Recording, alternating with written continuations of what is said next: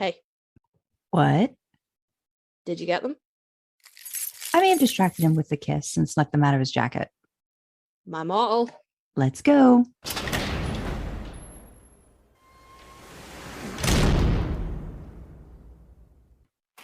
What's Sam researching now? I think he's just cataloging books right now.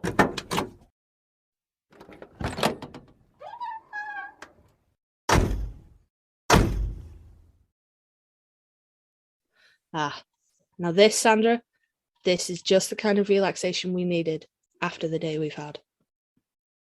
Oh, Karlee, we've got someone in the back seat again. Oh, bloody hell.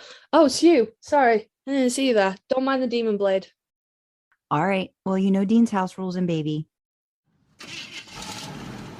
Driver picks the music, shotgun shuts his cakehole, and the ones in the back enjoy the ride, idling in the Impala.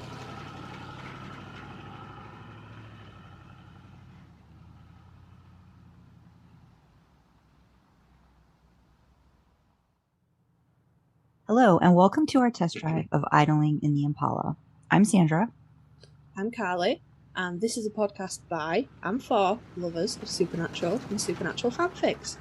Okay, so we are both watchers and fans of the show Supernatural, and we're also super fans of stars Jared Padalecki and Jensen Ackles.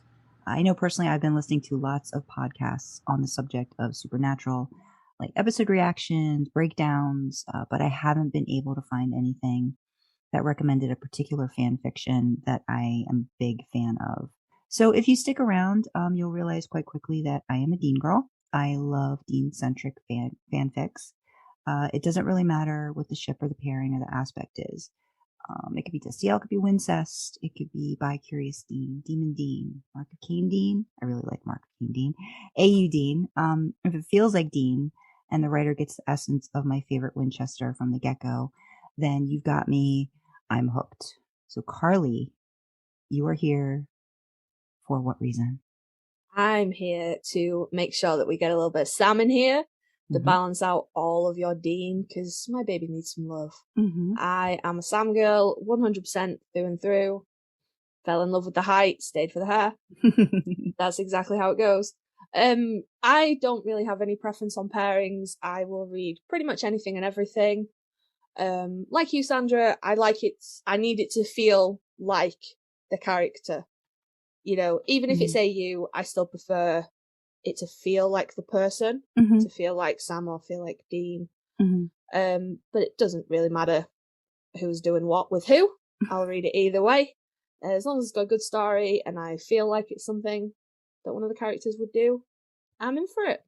Yeah, so I've noticed too, like my interests in fan fiction have gone beyond what I thought I would enjoy. So it's definitely AO3 is the place to be. Yeah, because for that. That's it. You start out all normal, in quote marks, normal. Oh, what's normal? Yeah, and then you end up down a rabbit hole, going, "Oh God, yeah, how did I end up here?" But I'm glad I got here. Yeah, there are tags that I didn't know even existed when I first started on AO3, and now I have Team Dean's red ass bookmarked. You know what? One thing I would like to do in the future, I really need some sort of like shorthand explanation, like shortcuts, like understanding or dictionary, like of what some of these different tags are, because I feel very naive and innocent when there's one tag in particular, and I'm not going to say what it is now. I have no idea what it means, and I've seen it in a few fics, and I kind of don't go to those fics because I don't know what I'm going to get in for. So maybe we'll save that for like an episode of like certain tags that are just like, you know, tags we never knew we'd love. Maybe we could do something like that or whatever. Yeah, but it's one of those things. The Dean Winchester guide to tags on AO3. Yeah, and I'm sure we can have plenty of Sam ones in there too that, you know, we didn't know. Sam handling. That's my favorite tag. I have the Team Dean Winchester's red ass bookmarked, but Sam handling is my favorite tag. And can I tell you, I never knew that was a tag until you just said that. So now I'm going to have to add that. Yeah, I didn't know. I found it on a Sam a Sam and Reader fic. Okay. And it was tagged Sam handling, and I was like, oh my god, that's the word for it. That's the word for my king. I have that one.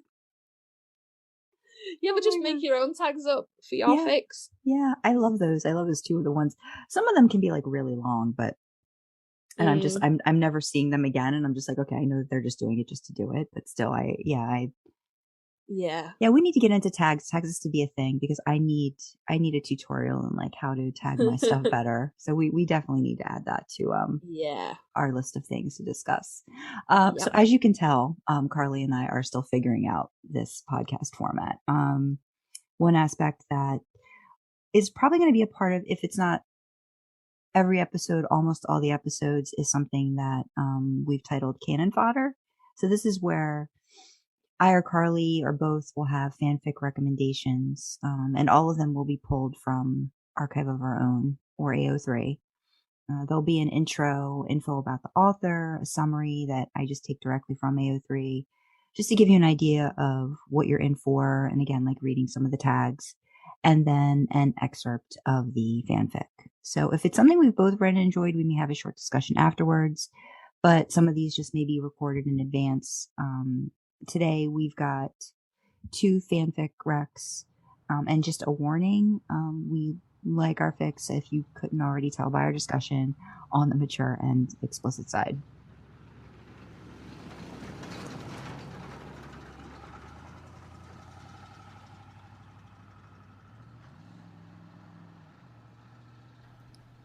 Okay, so the very first author that I would like to talk about is Thoughts Like a Minefield. They go by Incog Ninja on AO3, Archive of Our Own. I use that primarily for all of my fiction searches now. I started a little bit with fanfiction.net. I went onto Tumblr, and actually Tumblr is kind of where I learned of AO3 through a lot of the authors that I began reading and bookmarking on there. So Thoughts Like a Minefield, Incog Ninja. This author just gets Dean in a way that I fell in love with their writing from the get-go. They have an interesting take on a lot of the aspects of Dean. They don't shy away from doing Demon Dean. I think there's been some Mark of Cain. There's some that's a lot darker. There's some that's a lot lighter. They've had a bunch of threesomes. I mean, everything that this author has written, I just absolutely love. I think I've got everything bookmarked privately, and just I subscribe to any of their updates. I know they don't write as often anymore, and they're playing a little bit of catch up on, I think, releasing some of the things that they may have had on their Patreon, which they no longer have. There's one fiction in particular that just blew me away with how Dean was presented. I think it's definitely the one that just is my top favorite of theirs. They've written about, I think it's 125 pieces of fiction for Supernatural. And again, they do have a couple that are Sam focused, but by and large, the majority of them are Dean, or they do have some supernatural real person fiction. But in terms of just Dean, I think if you are a lover of this character, I think you will really appreciate how they present Dean in all of his various facets.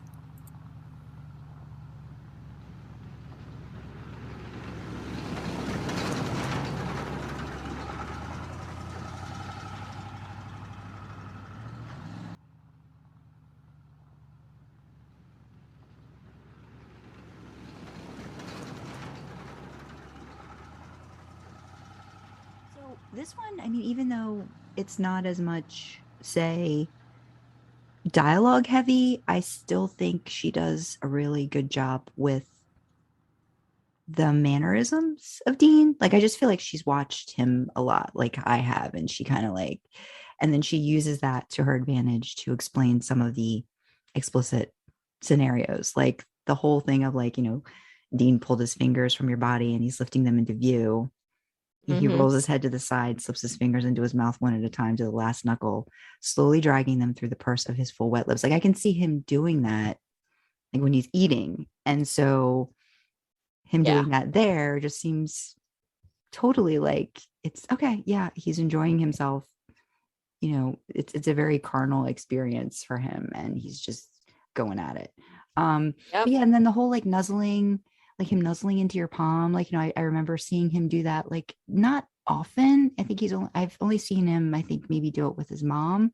He's probably done it in another scenario, but that image just like, pops into my head of how much he's just enjoying the touch and probably craves it and just doesn't get it enough. And I think you see that soft side of him. And I love how he contrasts, like, and I mean, I don't know, you tell me, because you're the Sam lover here, but I kind of feel Dean has a higher contrast level of like, back and forth, except when Sam's like, Lucifer Sam or Soulless Sam, but like, just like in general, I feel like Dean has a little more, this is what I'm showing you, this is what you get, kind of behind the scenes, more than maybe Sam. I feel like Sam wears his heart on his sleeve more. Especially like when he talks, and I know you get that, like when they're talking to people about a case or whatever, like, you get the, the whole Sam puppy dog eyes and stuff, where, Dean shows more of himself kind of being like a little nutty, a little goofy, but Sam's very like, just very empathetic, sympathizes. Where I think Dean kind of like holds it back a lot, and then you don't really know what you're gonna say. That's my take on him. I think for Dean, if you look at all the moments in the show where he shows really high levels of emotion, he's on his own. Like specifically the moments that come to my mind, the Sam's death scene at the end of season 2. Where he's kneeling on the floor holding him up, going, it's my job to look after my pain in the ass little brother. And he's crying because he's on his own, because when Bobby comes out of the woods, it cuts off. And then again with the Ackles famous one tear, he's on his own there. And then taking it right through to sort of the end of the show, when he calls out for Cass in Purgatory. Is it in Purgatory, or is it in the bad place? Is it in the AU? I can't remember. It's in one of those places, and he's on his own, and he calls out for Cass and tells him that, he loves him and he forgives him. Oh yeah, no, that's in Purgatory. Because he's leaning on the trees and he's crying. Probably again an Ackles perfect one tear. Man is but that's what I always think of. Dean, he keeps himself very closed in, and when you see him having high emotion, he's on his own. Whereas you think of high emotion moments for Sam, they're with Dean. So again, the early seasons with the demon blood and stuff, he breaks down with his brother, and Dean doesn't. So I definitely think Ninja's got, that kind of, that right where just that little bit is just what, that tiny bit is what he gives, and he keeps the rest of it in. And I always wonder if it's like an outlet. Like, I mean, I know sex is, outlet for many, but I wonder like if this is where he can, let it out a little bit more, because it's so, all the things happening in his. Lord. Is that the cat again? No, that was me that time. I moved my hand and you're getting at the mic. You're getting a little verklempt, I think. Yeah. I think as well though that, the whole nuzzling in. I've only seen that with his mum, like you said. But if you watch when the brothers hug, because they only hug after something serious has happened, he does the same thing. It's not quite like a nuzzle into a hand, but he does the same thing. Like, he closes his eyes and you can just see the peace on his face just for a couple of seconds before he like pulls himself back together. Yeah, let's get back to business. Yeah, that kind of thing. Yeah. So I think that's a really good sort of comment on Dean. You know, as a person, as a character, what kind of stuff he does and how he presents himself. And I mean, honestly, if I really have to like say, like, I don't think I think reading fan fiction like this is really what made me love Dean like even more. Like, I mean, I found him attractive and all that, and like, you know, get into all that stuff, but I think having someone, you know, dig into him a little bit more and break him down a little bit more is kind of what like made me realize all the layers, you know, that he doesn't want to show, you know. Like, I mean, most guys are that way, but especially in how he was brought up and all of that. Like these moments for him, I think he probably like, you know, like Hydra Live Away is a really good title, you know, for probably just Dean in general, you know, as to how he manages his emotions and his relationships and how he cares. Because when he does care about somebody, you immediately feel it. You know, you get that, but still it can still be really kind of guarded, or it takes time, you know. And I think that's why I think that's why I relate to him a lot too, because I know he's very, very reserved and like, well, you know, you've got to almost prove to me, you know, that you deserve to be, you know, in my circle kind of thing. Like, if I'm going to call you family, you need to earn it, you know, kind of thing. But I think go ahead.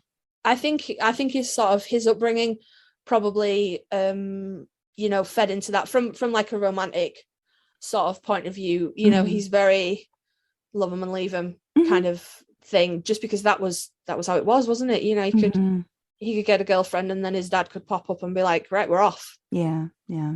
And, you know, so I think he's just very used to not sharing that side of himself with anybody. And then especially after Cassie. Yeah. And then the whole Lisa thing as well. So I think it's a really, you know, again, a really good sort of character study to pay attention to those little bits that he would give, you know, a romantic partner. Just that little bit that he can give you because he doesn't feel safe to give you any more. Yeah.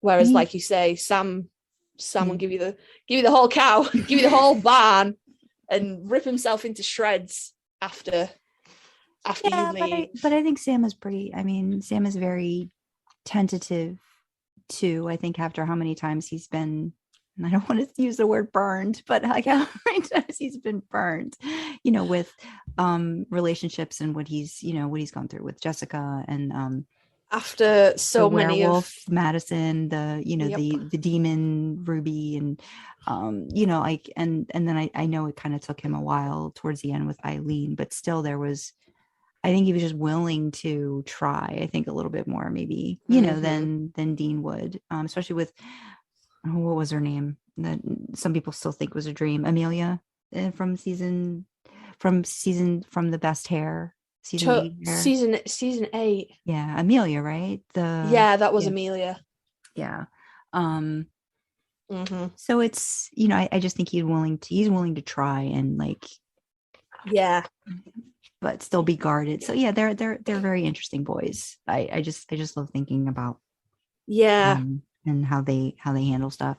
But the other thing that I highlighted was that, you know, the reader was combing fingers through his hair and massaging his scalp, because I figured you would hair all over the place. But no, I mean, I like how the story kind of it's very explicit. He's taking care of the reader, and then it's like her talking about it, you know, to her other hunter friends after, but kind of still holding some things back, but giving them just enough to be irritated. And of course he's a good lover. Of course he's good at that too. Yeah, why wouldn't he? He's good at everything else. So it's just, I just thought, again, it was one of the first ones I ever read by Ninja, and then I just started like, oh, what else has she done? Oh wow, oh, I love this one. Like rules are another one that I really love. That one's a Mark of Cain one. That one, he's just like, needs to get things out of his system, and she's along for the ride with it. That one's really good. And she does some really great threesomes with the boys that I like also. But yeah, I mean, maybe at some point, I'll pull a couple more of those up and we could talk about those. But I definitely think if you love Dean, I think you're gonna love like anything you read by her, even the dark stuff, because she does have some dark things. She does some purgatory, I think, stuff with Dean, and she definitely does Demon Dean, one that's really, really dark with him. And and then there's a threesome with Ruby where Sam is just watching, and it's Dean with another female and Ruby. That's very short, but very out there, but very like, yeah. So God, that's so Sam. No, it's fine. I'll just stay here. My dude, please. Well, no, not just that, but like telling Dean like what she likes. So that kind of thing, like being like, watching and being very attuned to what's going on and enjoying it from there too, like that kind of thing. So I'm getting Not Unless Sam Says vibes from that, actually. Yeah. I would have to pull that up. You've probably heard of it, or you've probably read it. That's like quite a heavy dom Sam fic.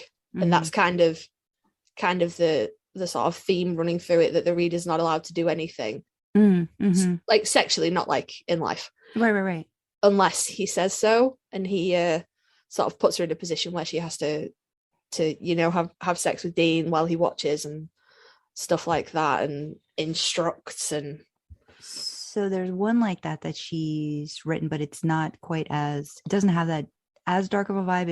I think it's called The Kind of Girl You Like. And it's actually where like the Sam and the reader, or I think it's actually a original female character. So it's not written in you. It's written in third person.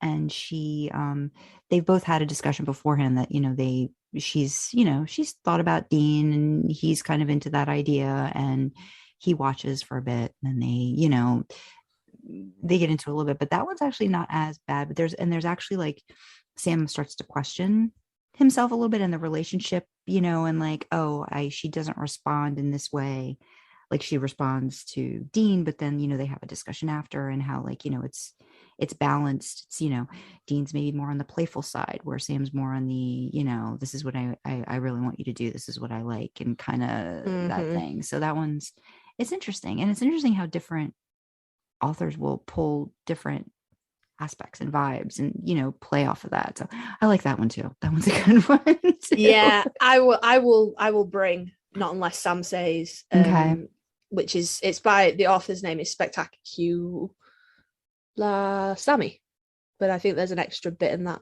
If you search up Not Unless Sam Says on AO3, it does come up. But we'll definitely do a fic recommendation on that, because I got feelings about that. Okay, all right. We definitely have to do that one. Do got feelings about that, because it's really interesting, the dynamic that the three of them have. And watching reader go from like, heavy sub for Sam to kind of like almost talking Dean through some of the things that they do. Okay. Yeah, I will bring that through, because that one's a good one. I like that one. All right. But yeah, I mean, those were kind of like, that was just kind of like my main, like, more thoughts on Hide Your Love Away that I just, I thought were interesting to mention.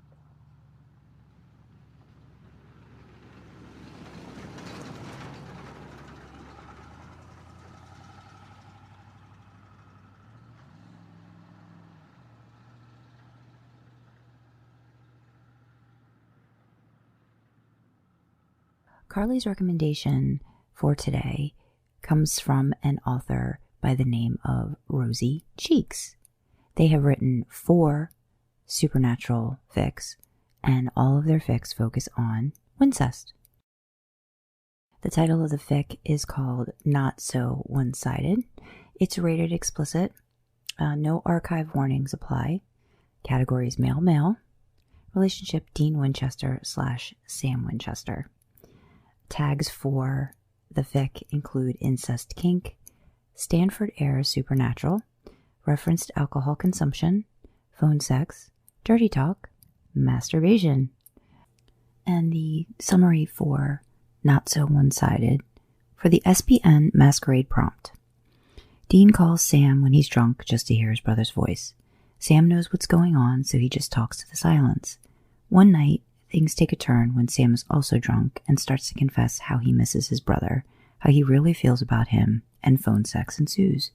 Even one-sided from Sam only, but you know Dean is jacking off as he listens to Sam's dirty voice. And the notes from Rosy Cheeks include, I love this prompt so much. Mostly this is pure filth, but I snuck a couple feelings in there because it just wouldn't be me writing porn without them.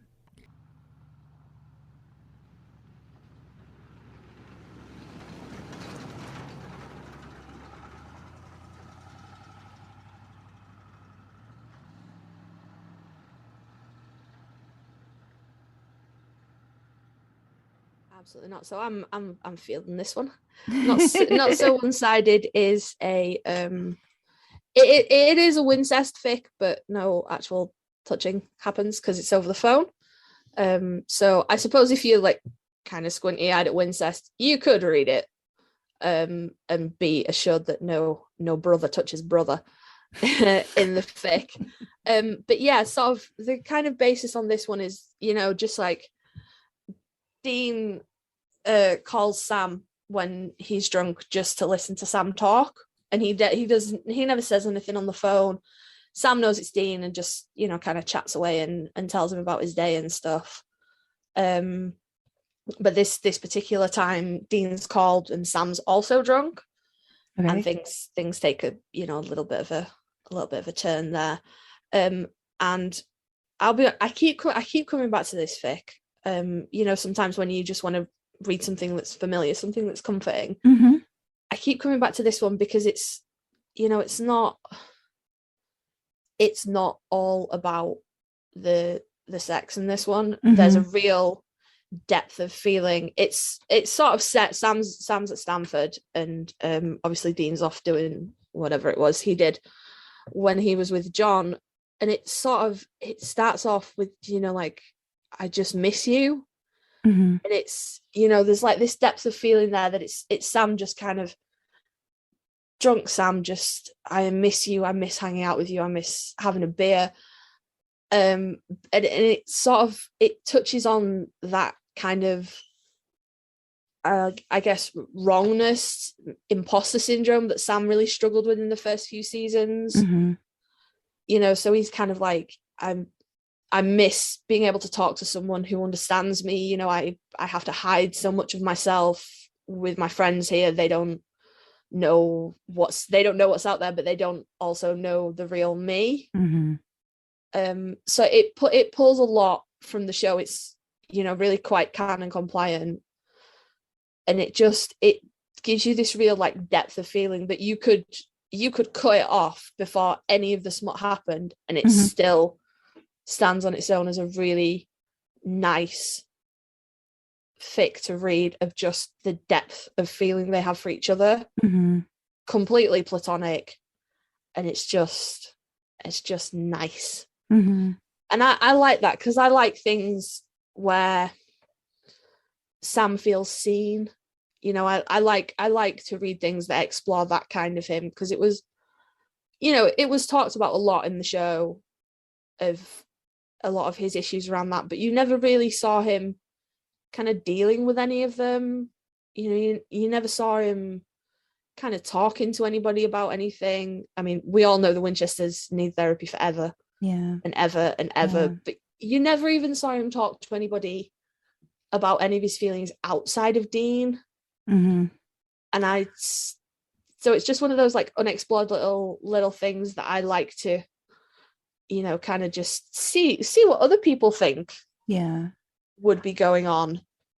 I think with them too, like you said, there's that connection, so he's got to have that connection with another person and experience. The one thing I can remember is that there's I think it was season 13, but maybe it was season 12, and I think it's when like the whole Rowena like they are in the car and it's her and Sam and they're talking about Lucifer. And I think that's when you really sort of get, Sam discussing it with someone. Because as far as can surmise, even though the boys talk about a lot of things, sometimes they don't talk about much. And I don't think there was a lot of discussion about, how he was treated, abused by Lucifer. And so having that connection with Rowena, being able to talk about it to someone who maybe still didn't experience the depth of depravity, was still like, she was, I don't know, burned, killed countless times, I feel like, by Lucifer, and has that PTSD, that, that feeling, that fear that I think she can relate to with Sam. Absolutely. Yeah. Absolutely.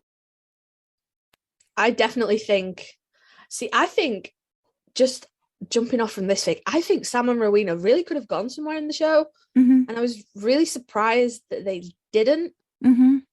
Even just because, we all know that romantic partners don't stay alive. Yeah, they wouldn't have been able to keep her that long. So I think they had to really ride that line of almost like she was like teaching him, but nothing else occurring.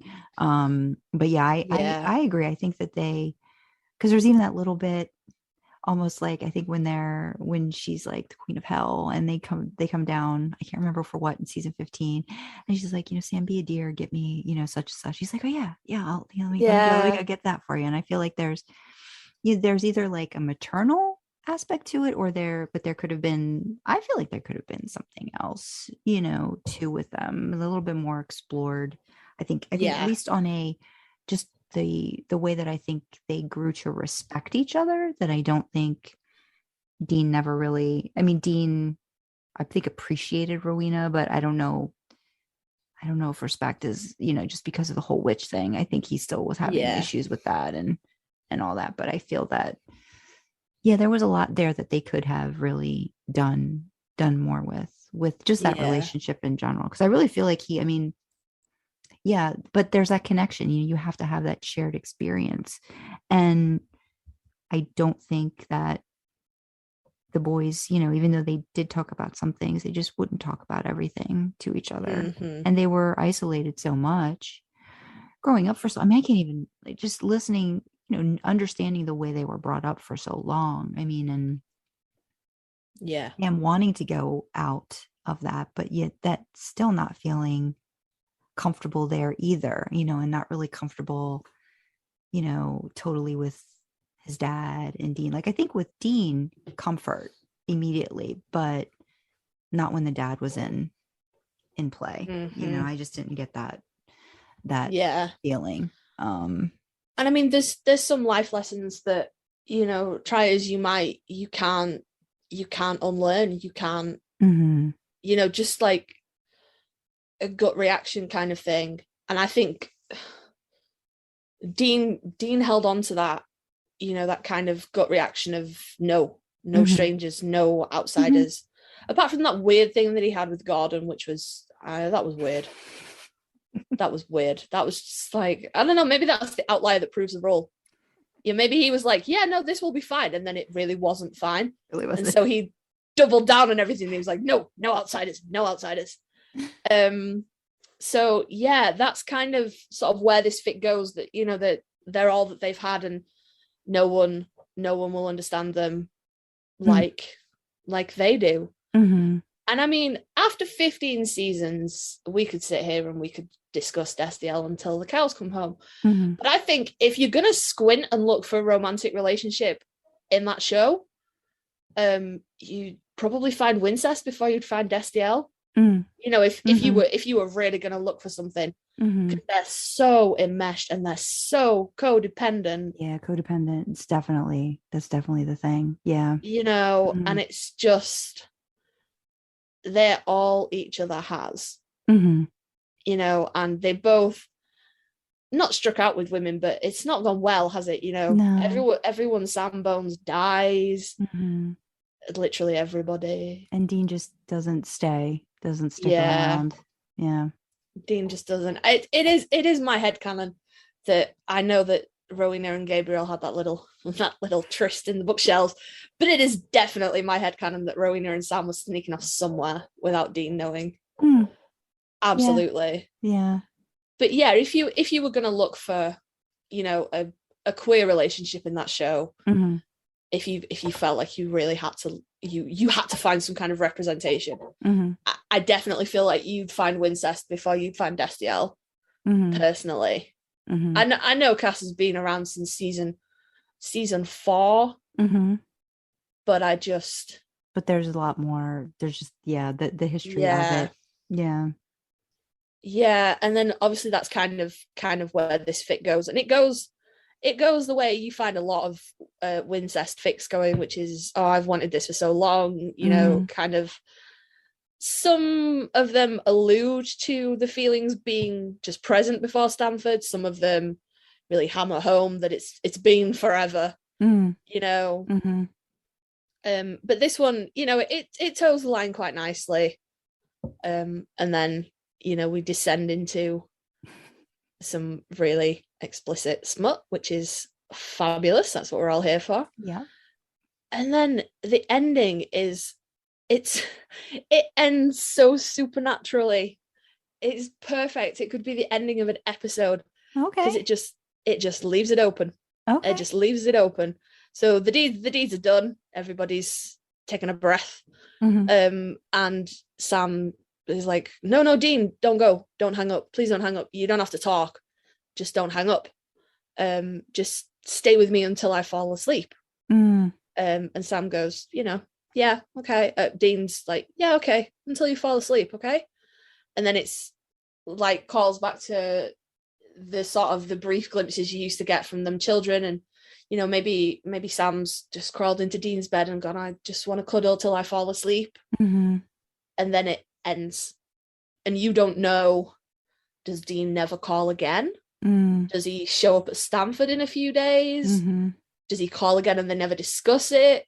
Right. You know, it's so supernatural in that kind of open-ended, this could be a happy ending, but it's probably not going to be. You know, it could be nice. Maybe Dean's going to show up at Stanford in the next couple of days and they're going to have a big chat. They're going to talk about some stuff. You know, maybe Dean's going to come and get him, whatever. Dean's going to appear. But you know, the more likely thing is that he's probably just not going to call again. Okay. Or if he does, they're not going to mention it, and it's just going to be another thing that they don't talk about. Yeah. No, I'm looking forward to reading it. That's you've sold me on it, so I'm definitely going to read it and take it. It is. It's really, really well written. Smut is gold star, absolutely on point. Because that's always a key thing, isn't it? You know, some people are really amazing writers, but we all have areas that we struggle in. So you know, sometimes you're reading a fic and you're like, oh my god, I'm really into this, and then the smut starts and you're like, and I just need to scroll past that a little bit and get back to the story. Because it's difficult. It's difficult to do, and I think I mean, we've talked about this. Like, it's hard. You don't want to be clinical. But you know, then it's like, but you want to give people an idea of what's happening. So it's like, you know, he put this here, he did that there, this is what's going on. And so it's how do you make it? I think that's why trying to use bringing up feelings and senses usually, I think, are what work, or just like a couple pictures, you know, what's going on.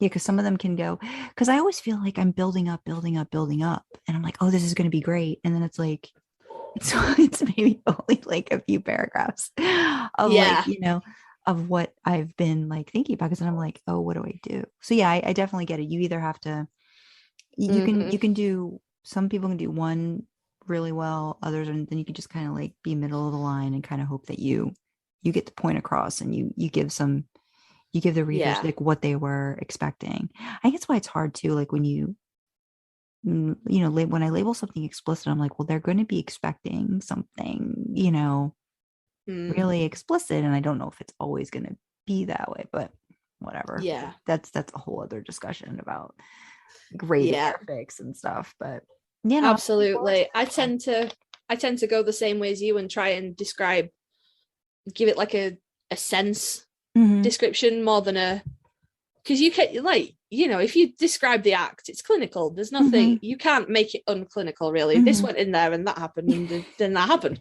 you know. But I think if you can give it more of like a sensory feel, and, you know, like if you're writing from a reader perspective, you know, what they can feel and what they can hear and what's touching them and what they're touching and things like that, kind of gives it that little misty-eyed romance novel kind of thing. Yeah, without getting too purple prosy. Yeah, which you know, I try not to do, but it does happen sometimes.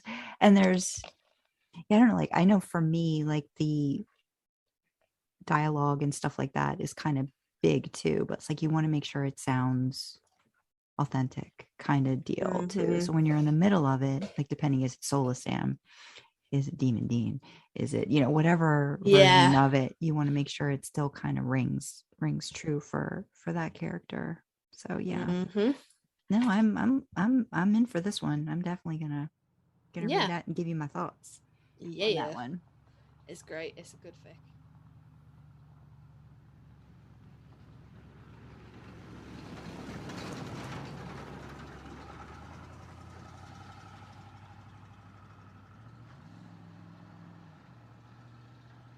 If you're interested in reaching out, finding out more about us, or learning more about what we plan on doing with the podcast, you can email us at idlingintheimpala@gmail.com.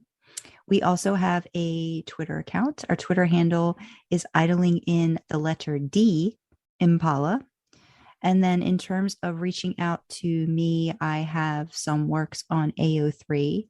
My username is Drasna. On Twitter, you can find me at skyle, Kyle, writes, WRITES, not rights like a ceremony. And also my website for some of my original fiction is at sandrakyle.com. I keep a solid theme. I'm all in one place. I usually have the same profile picture on all the places as well. So if you want to find me on AO3, read anything I've done, you can find me at Karlee Karma. However you think that's spelled, I guarantee you it's not. So that's K for Kilo, A for Alpha, R for Romeo, L for Lima, E for Echo, E for Echo, and then Karma as you would spell it normally. See, I told you it wasn't how you thought it was. And I'm exactly the same on Twitter, Karlee Karma. It's the same profile picture for both sites as well, just in case you think, hey, I wonder if I found two people with a weird name. It's not. If it's the same profile picture, it's me. So that's where I'm at. So messages on Twitter, send us an email. You want to reach out to either of us personally, that's where you can find us. Yeah, and we look forward to catching up with you again soon. Thank you. Yeah. Thanks for listening, guys.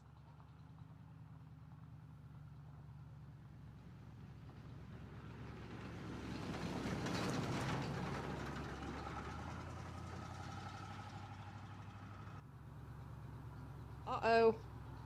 What? I just got a text from Dean. It just says car now. Oh no. Busted. Yeah, we got to get baby back in the garage before Dean has a panic attack again. I can't cope with another, somebody stole my car. Well, thanks for coming along for the ride. It was great catching up, and hopefully we can sneak out again soon and not cause Dean to have major palpitations in the process. Yeah, ideally not. You know how he gets. It was really great catching up, though. We hope to see you again soon. Bye. Bye.